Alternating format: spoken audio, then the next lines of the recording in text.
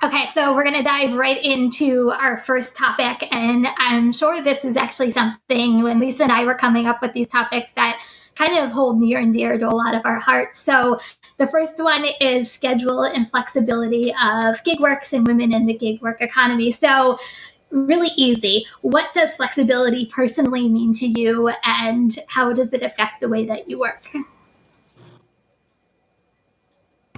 I don't know if you're starting. I don't know if you were starting with me, or I didn't want to assume. So. No, go for it. Flexibility means a lot to me. I used to work. So in the U.S. they call it a W-2. I'm doing quotes. There we go. W-2.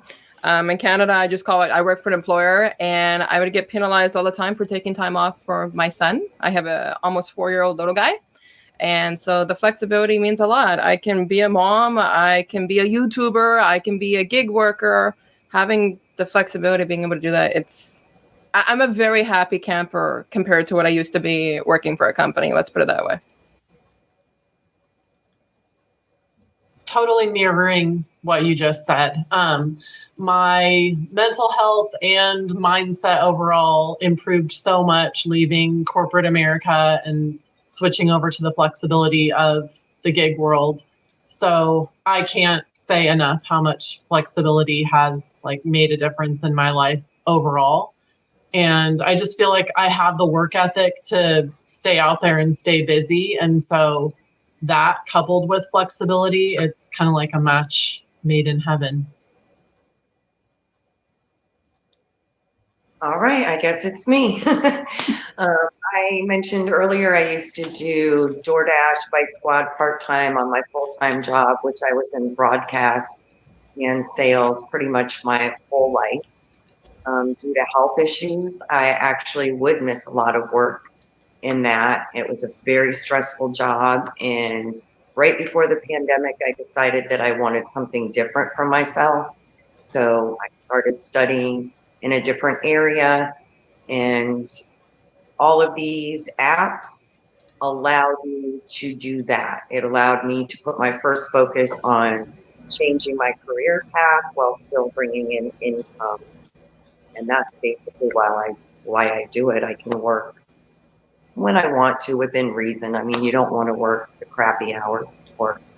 So I tend to focus on a really messed up kind of botchy schedule, but it really works for me, and I'm able to still make the income I was making.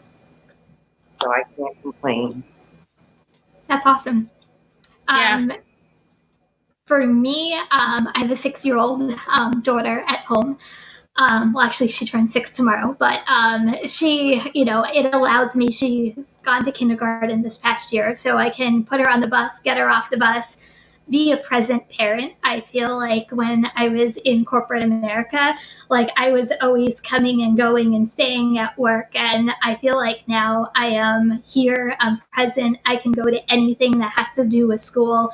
And to me, being with my family is worth everything that we do every single day. So flexibility to me means everything. And, I think Chris and I were talking before the show that, what snow comes, I can stay home. It's all good. But it really does make a huge difference in the lifestyle from what I was used to what I am now. Yeah, I was going to say, I agree. Family is everything. And that's why the gig apps and flexibility is so important to me. My husband and I, we homeschool our 5 kids, and it's, for the longest time, I wasn't able, yes, Sergio, 5, I wasn't able to contribute financially because it was so important for me to be home with the kids and educating them. And the flexibility that these apps give us the opportunity for me to contribute financially and for Tony to be home as well throughout the week and just kind of, make family our top priority. I'm just going to second what Follow Kai's Tracks says. Lisa is a rock star. Can I have your stamina, please? Oh my gosh. It's caffeine. That's all, really. Stupid amount of caffeine. I think we all have some kind of vice caffeine that fuels our world. I know mine's Dr. Pepper. I know a couple people drink coffee. So something has to spark it. I've actually been trying to get healthy, and so I've been slowly cutting it out, and I'm miserable. Like, I don't know why I'm doing this. So yeah. Okay, so next one. So what does your typical schedule look like? Is it structured? Is it all over the place? What does a typical week or day look like for you guys? Lady D, why don't we start with you first? We'll go the opposite way.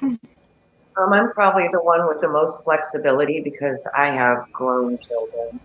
I wish these apps had existed back when I was raising my kids. I couldn't even imagine what a difference it would have made. So I'm kind of all over. I do RideShare 3 to 6 in the morning only by reservation because the reservations on RideShare pay top dollar. And so I'll do 3 to 6 Monday through Thursday. And then I focus more on the weekends with RideShare overnights and DoorDash delivery, Uber Eats, 6 to 9, and then kind of throw Spark in there as needed. So my schedule is kind of everywhere. Like everywhere. I work 3 hours and come back, study, do 3 more hours, come back, do my mentorship. So I think maybe my situation might not be the same for others because you guys don't have that flexibility with children, but it's kind of all over the place. I look at where the most money's at, and that's where I work. Very smart. So for me, if I had to say typical, I would probably say 9 to 2, 6 days a week. But that definitely fluctuates based on the pre-scheduled catering. So every once in a while, I'll get a dinner catering offer or a weekend catering offer. And so I, work my schedule around those options. I will say too, I have a daughter in college who doesn't drive. And so I pick her up from the train. And I will say dash along the way to the train station helps with my extra scheduling when I can pick up an extra ride at the evening time hours when I'm headed over to pick her up from the train station. And for myself, I hate mornings. You will never catch me out before 11 o'clock. So I tend to aim for, let's say, 11 to 2-ish. Most times I'm 11:30 because I don't go out. My days off are Mondays and Tuesdays with the exception of today because when you get minus 40 with the wind chill in Montreal, Quebec, you don't go out. Just like Kim was saying, I know, I'm sorry, Kim, I know. C'est la vie. Then basically from 2 to 4, I come home, I get my son from daycare, and then I'll go out at about 5 o'clock to 9. So I'm about a 6 hours a day kind of girl. I would classify myself as a lazy gig worker, is what I classify myself as. Very proud lazy gig worker. That's awesome. For me, as soon as I get my daughter on the bus in the morning, which is usually around 8 o'clock, everything goes on and I'm ready to go. I usually stop around 1, 2 o'clock because then I get her off the bus in late afternoon, and only that I can get some stuff done around the house before everybody gets home. I cook dinner every single night, and then I go back out once homework is done and said, and I'm back out again. Usually I work until about 8 or 9 o'clock at night. Rinse and repeat.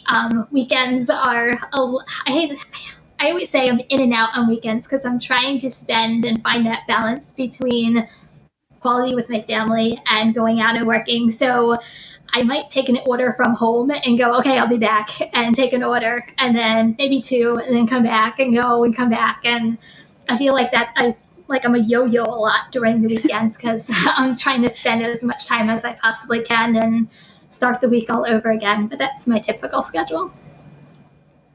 So for me, typically what our schedule looks like is Tony and I will drive Friday, Saturday, Sunday. And I would say start and end times are kind of relative. Typically, we will drive up to 12, sometimes even 16 hours in a day. And then Monday through Thursday, we don't work. We're at home with the kids. That's typical. With the January slowdown, that was not happening where the demand was there, where we could meet our financial goals. So we were going out sometimes early in the morning to do like airport trips, or more in the evening around dinner time to do, like take people to restaurants or do food delivery. So we kind of fluctuate depending on the demand. More for us is just like a monetary goal that we have, and we make our schedule work to reach that goal. Okay, so next one. How do you guys hold yourself accountable to ensure you're working the hours that you dedicate to the gig apps? Like, I feel like there's always like that fine line that you work too much and get burnt out. You work too little and bills don't get paid. But like, how do you hold yourself accountable to the schedules that you guys work? I want to go first on this one. Go for it. I look at my bank account. That's how I hold myself accountable. When you have 5 kids, it's like the minute that money hits the account, it's gone. So it's like, all right, if I don't go out and work, then, we don't have all the fun things that we want to provide for our kids. So that's it. That's my answer. Good answer. Mine's an easy one. What? Sorry, go ahead, Sarah. Oh, I was just gonna say I'm kind of along the same lines. My accountability matches with my budget, and I'm a single person. I'm a homeowner, so I have to be accountable for those responsibilities.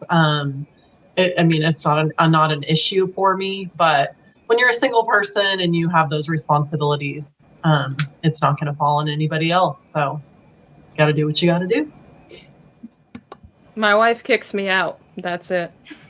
She just tells me, go do gig work. Did you go out today? No, go do gig work. And that's my accountability. I don't have any accountability myself.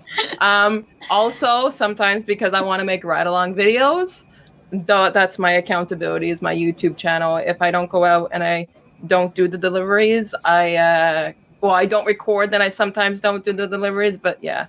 I might be sarcastic, but it's true. You should see the text messages I get every day. Did you go out yet? No, move. So, yeah, my wife keeps me accountable. I would say my bills are what keep me accountable. I just try to work as much as I can. Even if I reach a goal, I'm still trying to work more because bills never stop. And I'm a single woman, so I take care of everything on my own. And so that's my accountability, just trying to make money. That's awesome. And for me, I have my daily goals every day based off of my own, bills that I have to pay. That's how I base my goals every single day. So for me, if I don't make my goals, then they kind of go hand in hand. So I have to go out, take orders, and at the end of the day, make my goals. And that's how we get the good things in life. At least that's what I keep telling myself. Okay, lastly, so if any of these apps went to an hourly pay model, would it still work for you and the schedule that you actually have? Can you elaborate more on what you mean by an hourly pay model? Does that mean no tips? What does that mean exactly? So some of these gig app companies, there's talks about a lot of legislation we're going to get paid an hourly rate or some form of it. So whether it's just a straight hourly rate or whether it's an hourly rate plus tips, that's like kind of still to be determined. But if we went to like an hourly pay model, would it still work for you as far as the schedule is concerned?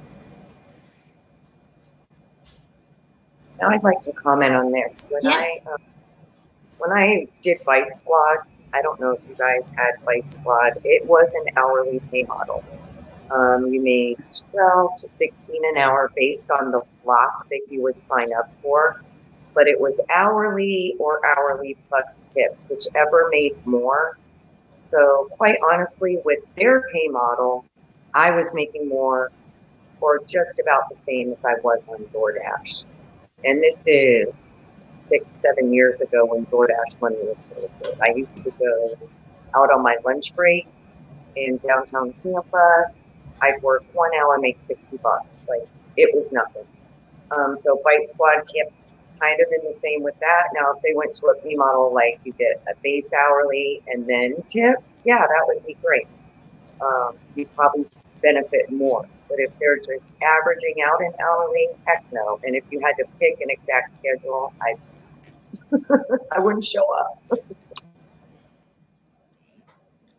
I agree with Diana. Like, if the hourly pay model requires us to work a specific schedule of hours, then I'm automatically out. And I would also say the only way the hourly pay model would work is if they're willing to pay me like $38 an hour, because that's what I try and average. And I don't see these companies paying us $38 an hour. I mean, DoorDash does the earned by time thing. And I think in their example, it's like $14. Like, I'm sorry, $14 is not cutting it for my family. So I would be out. And that's active time. At least with Bite Squad, they used to pay you no matter what. You could sit there and not take anything, and you still got paid. So I don't think anybody can survive that. We're already paid. All right, thanks for watching. That short little clip was from our live stream, Show Me the Money Club with Sergio and myself, Tuesdays, 6 p.m. Eastern, 3 p.m. Pacific. Make sure you subscribe, turn on all notifications so you get notified when we go live, as well as all of our awesome content. Make sure to check out this video right here, which will take you to the entire live stream, or check out this video right there. All right, drive smart, everyone.